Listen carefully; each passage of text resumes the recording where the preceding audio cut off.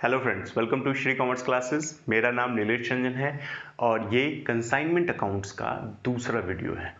इससे पहले वाले वीडियो में मैंने आपको कंसाइनमेंट का मीनिंग, उसके फीचर्स और कंसाइनमेंट के टाइम पे कंसाइनर कंसाइनी को जो जो कमीशन देता है उसके बारे में बता दिया था।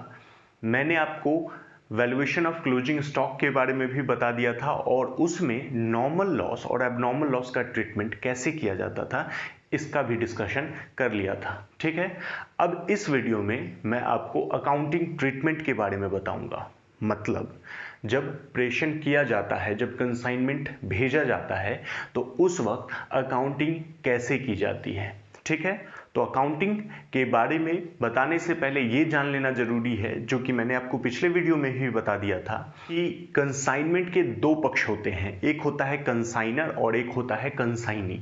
तो जब हम अकाउंटिंग करेंगे तो इन दोनों की पुस्तकों में करेंगे। ठीक है, कंसाइनर भी बिजनेसमैन है, वो भी अपनी पुस्तकों में अकाउंटिंग करेगा और कंसाइनी भी बिजनेसमैन है, वो भी अपने बुक्स बनाएगा। ठीक है, तो दोनों की पुस्तकें देखनी है हमको।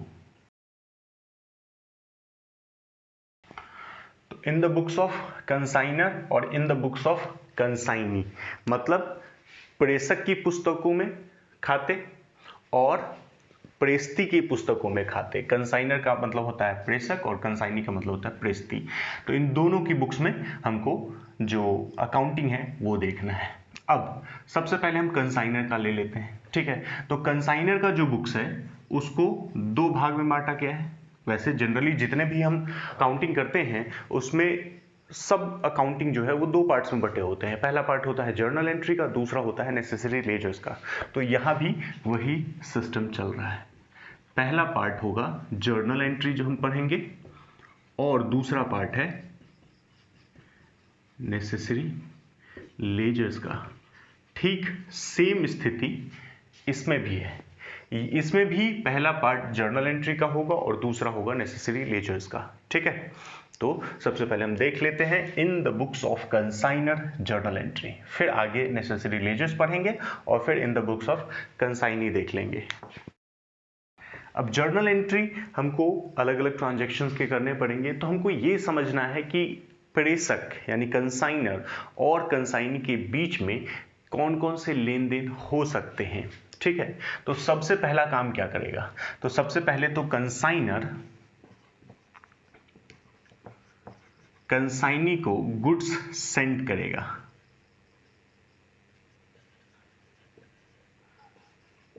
तो कंसाइनी को माल भेजेगा, हम इसका एंट्री करेंगे। अब कंसाइनी माल रिसीव किया, ठीक है, उसके बाद कंसाइनर जो कंसाइनी को माल भेजेगा तो उसमें कुछ खर्चे होंगे कंसाइनर के। कंसाइनर के कुछ खर्चे होंगे, एक्सपेंसेज होंगे, उसकी एंट्री होगी। फिर कंसाइनी भी कुछ खर्चे करेगा माल विक्रय तक, तो उसके भी एंट्री होगी। कंसाइनी को कंसाइनर जितना भी माल बिकेगा, ठीक है, उसके लिए कमीशन देगा। तो माल बिकने का और कमीशन का दोनों का एंट्री, तो सेल बाय कंसाइनी इसका भी एंट्री होगा और कमीशन का भी एंट्री होगा। कमीशन देने के बाद हमको हो सकता है कि पूरा माल न बिका हो, ठीक है, तो उसके लिए क्लोजिंग स्टॉक की भी एंट्री होगी। क्लोजिंग स्टॉक की एंट्री के बाद प्रॉफिट लॉस निकालना हो सकता है, तो प्रॉफिट या लॉस की एंट्री होगी। इसके बाद हो सकता है कंसाइनी जो है वो ऑब्वियसली उसने माल रिसीव किया है तो कुछ पैसा एडवांस में भेज दे, कुछ पैसा बाद में भेज दे, तो पैसा भेजने की एंट्री। ठीक है,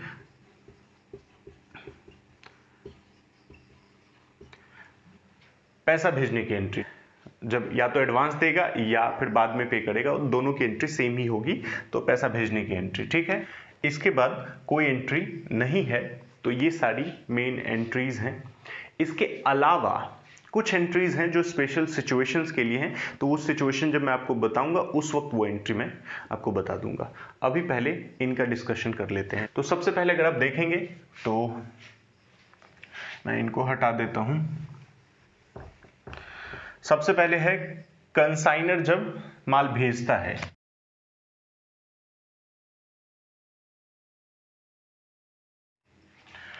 तो ये है आपकी सारी एंट्रीज। सबसे पहली एंट्री है for goods sent on consignment. मतलब क्या हुआ, जब कंसाइनमेंट पर माल भेजा जाता है, कंसाइनर जब कंसाइनी को माल भेजता है, तो उसमें हम लिख रहे हैं consignment account debit to goods sent on consignment account. ये जो कंसाइनमेंट अकाउंट होता है, ये नॉमिनल टाइप का अकाउंट होता है, नॉमिनल नेचर का अकाउंट होता है। तो जितने भी कंसाइनमेंट के खर्चे होंगे या खर्चों के तरह जो भी आइटम है या इनकम होंगे, वो सब इसमें जाएंगे। तो जो हम माल भेजते हैं उसको भी एक तरह से खर्चा ही मानते हैं, तो ये कंसाइनमेंट अकाउंट के जब बनाएंगे अकाउंट तो ये उसके डेबिट में आ जाएगा। ठीक है, तो consignment account debit to goods sent on consignment account. उसी तरह अगर माल भेजेगा तो माल भेजने में कुछ ना कुछ पैसा तो खर्चा होगा, वो खर्चा कंसाइनर का भी हो सकता है और कंसाइनी का भी हो सकता है, या दोनों के मिलाकर भी हो सकते हैं। तो कंसाइनर के खर्चों के लिए consignment account debit to cash account. अब ऑब्वियसली हम पैसा दे रहे हैं, कंसाइनर है हम, तो हम पैसा दे रहे हैं, तो हमारे पास से पैसा जा रहा है, तो कैश हमारा क्रेडिट में आ गया। और किस लिए जा रहा है, तो खर्चा है, इसीलिए कंसाइनमेंट अकाउंट के डेबिट में चला गया। कंसाइनमेंट अकाउंट यहां पर डेबिट में है। ठीक है, उसके बाद कंसाइनी एक्सपेंसेस, तो एक्सपेंसेस दोनों है तो खर्चे ही, तो कंसाइनमेंट तो डेबिट में रहेगा ही। क्रेडिट वाला आइटम बदल गया, पहले वाले में हमारा खर्चा था तो हमारे पास से पैसा गया, लेकिन दूसरे वाले में खर्चा हमारा नहीं है, हमने नहीं किया है, हमारे हाथ से पैसा नहीं गया है। तो यहां पर किसके हाथ से पैसा गया है, कंसाइनी के हाथ से।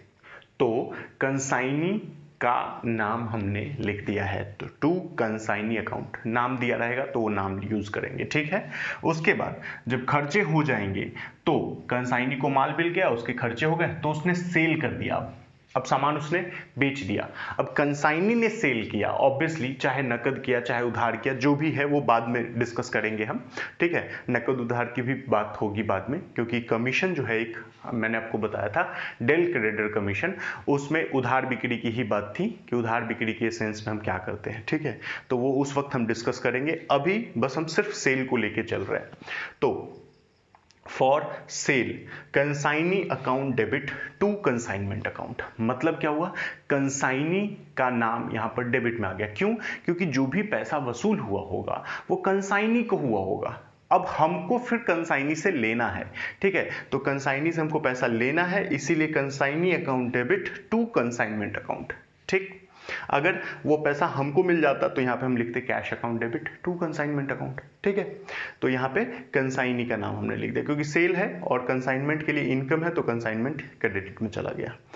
फॉर कमीशन, अब सेल करेगा कंसाइनी, तो जैसा कि पहले भी हम डिस्कस कर चुके हैं, कमीशन तो लेगा वो।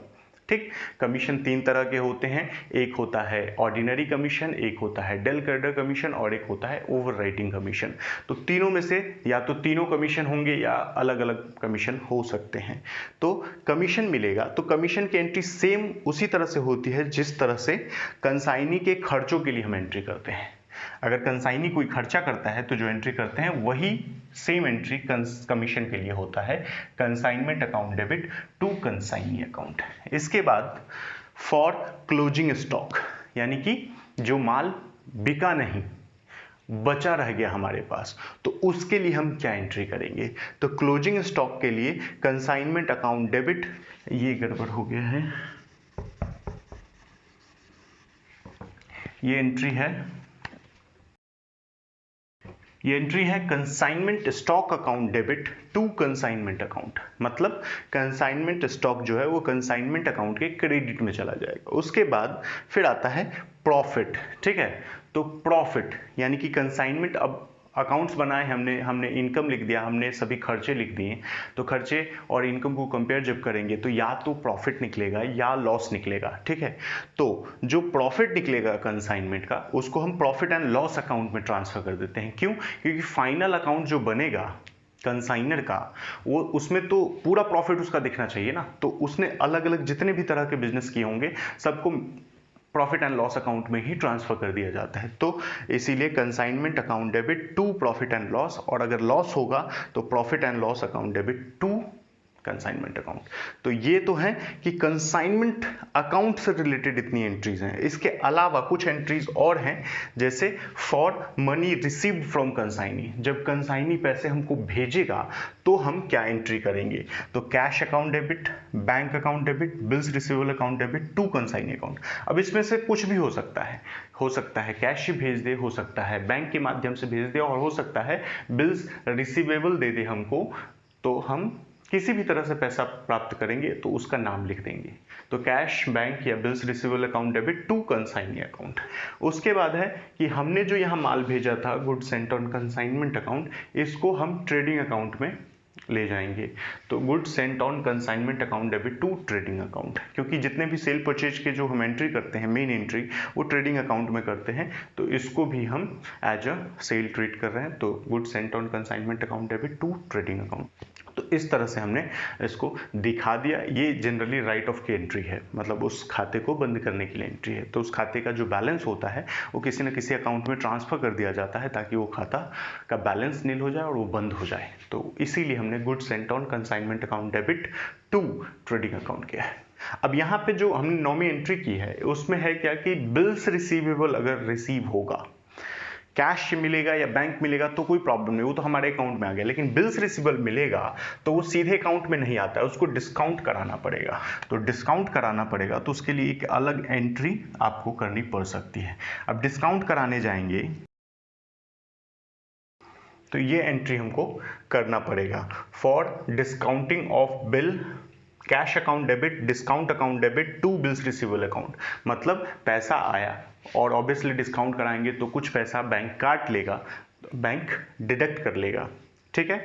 तो discount account debit to bills receivable, bills receivable गया, कैश आया, और जो भी डिस्काउंट जो भी खर्चा होगा वो लिख देंगे, ठीक है। तो ये डिस्काउंट भी जो होता है जनरली हमारा कंसाइनमेंट का ही खर्चा होता है, तो इसको भी कंसाइनमेंट अकाउंट में ही ले जाया जाता है। तो आप यहाँ पे कंसाइनमेंट अकाउंट भी लिख सकते हैं, या इसके अलावा एक और एंट्री कर सकते हैं consignment account debit to discount account. तो इस तरह से हमारी सारी जो एंट्रीज हैं नॉर्मल सिचुएशंस वाली वो हो चुकी हैं। इसके अलावा अब अकाउंटिंग में हम क्या करते हैं, तो इसके अलावा अब हम अकाउंटिंग में अकाउंट्स बनाते हैं, नेसेसरी लेजर्स बनाते हैं।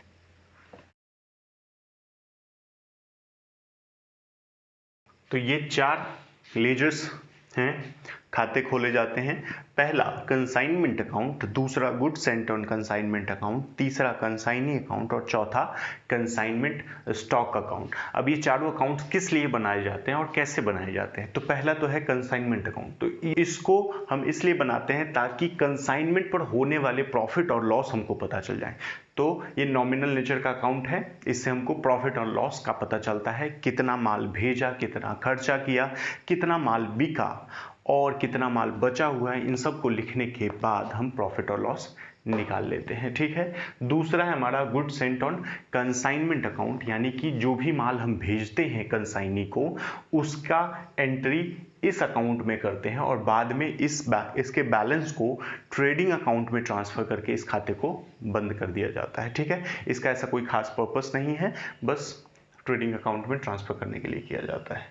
तीसरा है कंसाइनी अकाउंट। इस अकाउंट को बनाने का जो मेन ऑब्जेक्टिव है ये कि हमको ये पता चल जाए कि कंसाइनी से हमको कितना पैसा लेना है या उसको कितना पैसा देना है, यानी कि हिसाब किताब के लिए कि उसमें कोई कंफ्यूजन ना हो। तो इसीलिए कंसाइनी अकाउंट बनाया जाता है और बाद में जो इसका बैलेंस बचता है वो या तो पेमेंट रिसीव होता है या हम उसको पेमेंट करके मामला सेटल कर लेते हैं।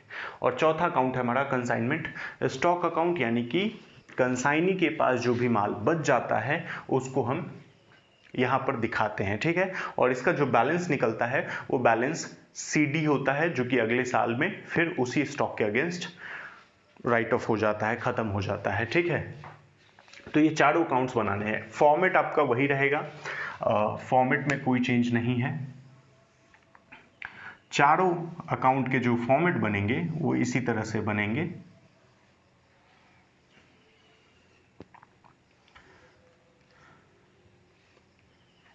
अगर आप चाहते हैं कि जर्नल फोलियो बनाएं या डेट का कॉलम बनाएं तो वो भी बना ले सकते हैं, लेकिन उसकी कोई आवश्यकता नहीं है क्योंकि यहाँ जनरली डेट के हिसाब से आपको आइटम्स नहीं दिया होगा।